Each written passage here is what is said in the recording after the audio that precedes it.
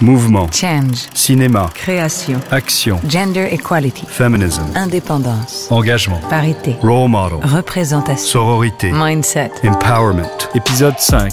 Emilia Clarke. Women in motion. 5 ans déjà que Women in Motion, le programme initié à Cannes par Kering, partenaire officiel du festival, a été lancé. Depuis 2015, Women in Motion promeut l'égalité homme-femme dans le 7e art et désormais bien au-delà puisqu'il s'étend aujourd'hui à d'autres champs de la culture. À l'occasion de cet anniversaire, je vous propose de vous replonger dans 5 des talks fondateurs qui retranscrivent bien la diversité de Women in Motion. Pour ce 5e épisode, après Aïssa Maïga, nous avons aujourd'hui rendez-vous avec Emilia Clarke. Emilia Clarke a 32 ans, c'est une actrice anglaise mondialement connue et pour cause. Elle a été révélée en 2011 dans la série la plus regardée et téléchargée de tous les temps, Game of Thrones. Diffusée dans plus de 170 pays, elle touche d'ailleurs à sa fin puisque sa 8e et dernière saison est enfin diffusée. Elle y joue le rôle de Daenerys Targaryen, la dernière représentante de la dynastie du Sud, en exil, qui veut reconquérir le trône de fer. C'est un des personnages favoris des fans de la série. Badass, sexy, puissante, Emilia Clarke est rapidement devenue un rôle modèle pour de nombreuses jeunes femmes et adolescentes. Il faut dire que son évolution est vertigineuse au fil des 8 saisons. La jeune fille un peu naïve, aux longs cheveux blonds peroxydés que l'on découvre dans les premiers épisodes, cède vite la place à la Khaleesi, déesse du peuple Drogo, et surtout mère toute puissante de 3 dragons qui lui obéissent au doigt et à l'œil. Un rôle incandescent, c'est le cas de le dire, qui marque la naissance d'une actrice et la propulse dans quelques-uns des plus gros blockbusters d'Hollywood. On a vu Emilia Clarke dans Terminator Genisys auprès d'Arnold Schwarzenegger et plus récemment dans Solo, A Star Wars Story, le spin-off de la saga intergalactique. Et cette actrice, très demandée, est tout sauf consensuelle. Dans ses interventions, interviews, Emilia Clarke ne mâche pas ses mots et s'engage volontiers pour des causes caritatives ou pour la cause des femmes qui lui est très chère. En 2017, après l'éclosion de l'affaire Weinstein et du mouvement MeToo, elle a ainsi soutenu les actrices hollywoodiennes qui fondent le mouvement Time's Up pour lutter contre le harcèlement sexuel et promouvoir l'égalité homme-femme. Pour elle, on était bien face à une révolution des mœurs, un changement qui s'inscrivait de manière durable dans la société. MeToo et après. Les choses sont en train de changer. Je crois que les gens ont été trompés en pensant que ça avait disparu, alors que ça n'a pas du tout disparu, c'est même plus fort que jamais.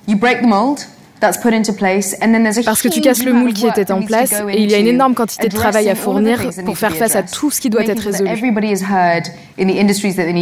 S'assurer que tout le monde peut faire entendre sa voix au sein de cette industrie et s'assurer que nous faisons tout ce que nous pouvons le plus rapidement et correctement possible afin que le changement s'ancre de façon durable, pour toujours.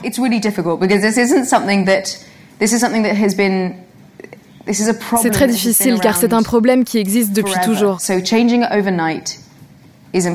On ne peut pas le résoudre en une nuit, mais il faut continuer à exercer une douce pression pour en faire un sujet constant dont nous avons tous conscience et élargir la discussion. Au lieu de laisser les gens croire que c'est un problème qui va disparaître aussi vite qu'il est arrivé, car c'est là pour durer. Le changement est là, dans les mentalités, dans la société.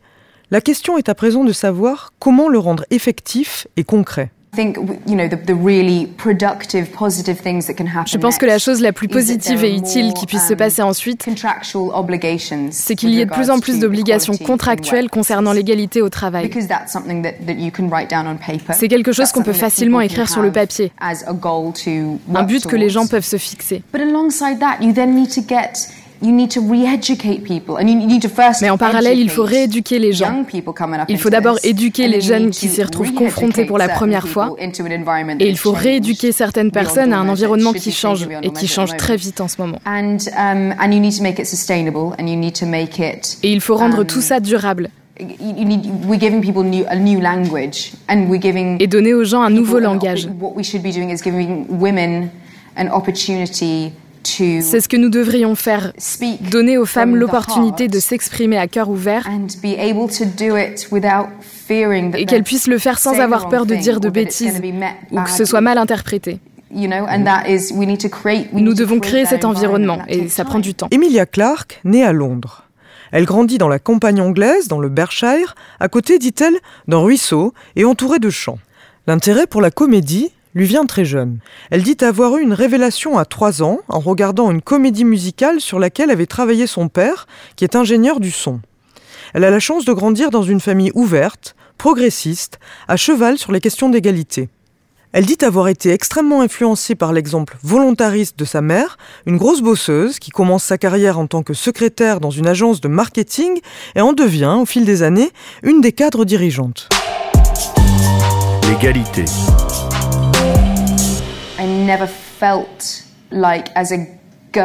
Je n'ai jamais ressenti, en tant que fille, que je ne pourrais pas faire tout ce que je voulais. Parce que je voyais ma mère le faire. Et jamais mon père ne m'a fait sentir que ce n'était pas bien ou pas acceptable. Rien de tout ça. J'ai été incroyablement chanceuse de grandir dans un foyer familial qui croyait à l'égalité. C'était la norme pour moi. Je suis rentrée dans l'industrie du cinéma en m'attendant à la même chose. Et son attente n'est pas déçue. En 2011, donc, après 4 auditions, elle raconte même avoir performé pendant l'une d'entre elles une anthologique Chicken Dance pour convaincre les directeurs de casting, Emilia décroche son premier rôle d'envergure dans Game of Thrones.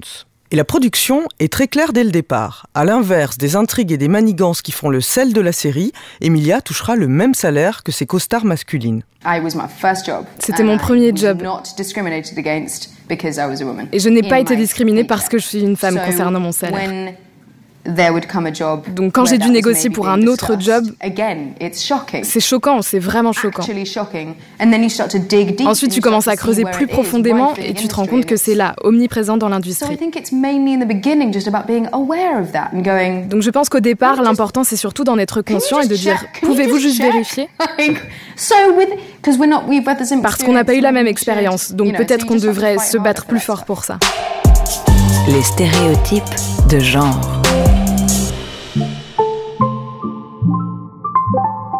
Si l'on regarde Emilia Clarke via le spectre du genre, si l'on essaie d'analyser la position qu'elle occupe, on se rend compte que celle-ci est très intéressante, puisqu'elle semble à la fois souscrire au stéréotype d'une féminité classique, en 2015, le magazine Esquire la nomme la femme la plus sexy du monde, et qu'elle parvient également à incarner une féminité plus badass qui en fait un des rôles modèles de sa génération.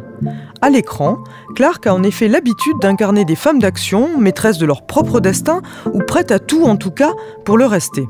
C'est Sarah O'Connor qui se bat avec un flingue contre le robot le plus flippant de l'histoire dans Terminator, ou Kyra, l'amie d'enfance de Han Solo, qui rejoint un dangereux gang criminel.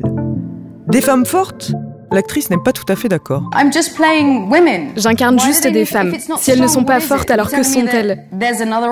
Il y a une autre option, une option faible. Vous pensez que le personnage principal d'un film peut être faible ? Ça ne vaut même pas la peine d'avoir cette conversation. Donc s'il vous plaît, arrêtons avec ce truc de femmes fortes. Soyons juste des femmes. Ou alors, demandons qu'est-ce que ça fait d'incarner un personnage principal féminin dans un blockbuster ? Ou qu'est-ce que ça fait de jouer un personnage avec du pouvoir ? La liste peut continuer indéfiniment. Mais oui, ça m'énerve particulièrement parce que la question ne se pose pas pour les hommes forts. Donc à moins que je ne porte des armes sur moi sans le savoir, bref, changeons de sujet. Être soumise à des questions que l'on ne poserait pas à des hommes, faire l'objet de petites remarques qui ont l'air anodines sur la tenue, sur le physique, ne pas être prise au sérieux quand on donne un avis dans une réunion, dans une assemblée majoritairement masculine. Les femmes le savent. Une des difficultés et des aspects les plus pernicieux de la discrimination de genre est qu'elle s'exerce par petites touches, de manière continue, par accumulation. Ça commence par des petites choses. Quand au sein d'une discussion, on exprime une opinion, une idée ou un concept et que ça n'est pas relevé. Tu te dis « Ok, cool, c'était pas très bien, c'est pas grave, passons. » Et là, un type dit la même chose que toi et tout d'un coup, c'est pris en considération. Et tu te dis « Je crois que j'ai dit la même chose. Oui, je l'ai dit, mais vous n'avez pas... Ok, cool. » C'est un détail, ce n'est pas un gros truc, c'est une série de petites situations qui m'ont fait me réveiller un matin en me disant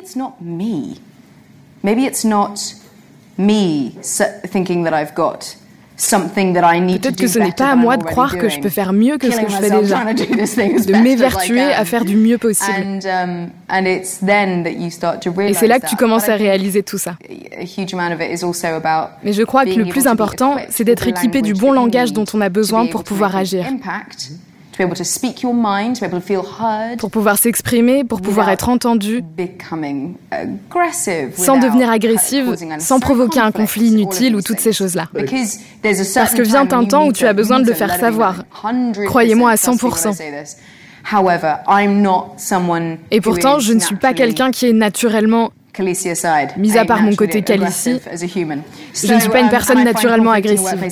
Je trouve les conflits au travail particulièrement difficiles, je deviens très émotive et ça ne me fait pas du bien. Et aussi parfois tu te dis, on doit juste faire notre boulot, il faut juste le faire. Et donc être inutilement agressive dans un tel contexte, je pense que ça n'aide pas. Ça n'est pas utile au débat et ça n'est pas utile pour ton travail ou pour travailler du mieux possible. Pour un féminisme inclusif. En 2014, Roxane Gay publie aux États-Unis un livre qui devient immédiatement un best-seller. Il s'appelle Bad Feminist. Dans cet essai fulgurant, écrit à la première personne, l'universitaire noire, obèse et bisexuelle en appelle à un féminisme incluant, un féminisme vivant, humain, qui ne culpabilise pas.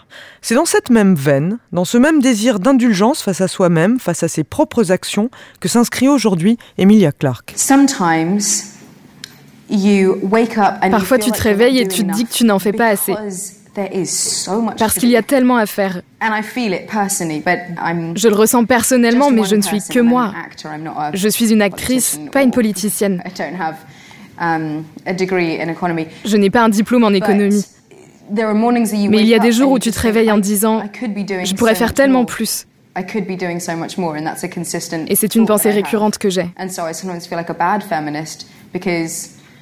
Parfois, je me sens comme une mauvaise féministe parce que tu te réveilles et tu te dis « Je vais juste respirer, lire le journal, juste prendre quelques minutes pour moi ». Et je crois qu'on peut facilement se mettre la pression en disant chaque jour « Je pourrais faire plus que ce que je fais déjà ». Et je pense que d'autres femmes ressentent ça. Il faut essayer d'avoir le plus d'impact possible au bon moment pour soi. Et le faire du fond du cœur avec l'esprit ouvert, sachant que tu es en accord avec toi-même en le faisant. Et quand tu es fatigué et que tu dois te reposer, être capable de s'accorder ce repos sans se sentir trop mal. Voilà, c'est la fin de ce 5e et dernier épisode de cette série anniversaire Women in Motion. J'espère qu'il vous aura plu, qu'il vous aura fait réagir et donné envie d'échanger, ou peut-être de vous replonger dans un des 4 autres épisodes de cette série, Agnès Varda, Jodie Foster, Salma Hayek ou encore Aïssa Maïga. J'invite celles et ceux qui auront envie d'en savoir plus à consulter la playlist Women in Motion de la chaîne YouTube de Kering, sur laquelle vous retrouverez tous ces talks en intégralité et en vidéo. On se retrouve très vite pour une nouvelle série de podcasts enregistrés pendant le prochain Festival de Cannes. Women in Motion.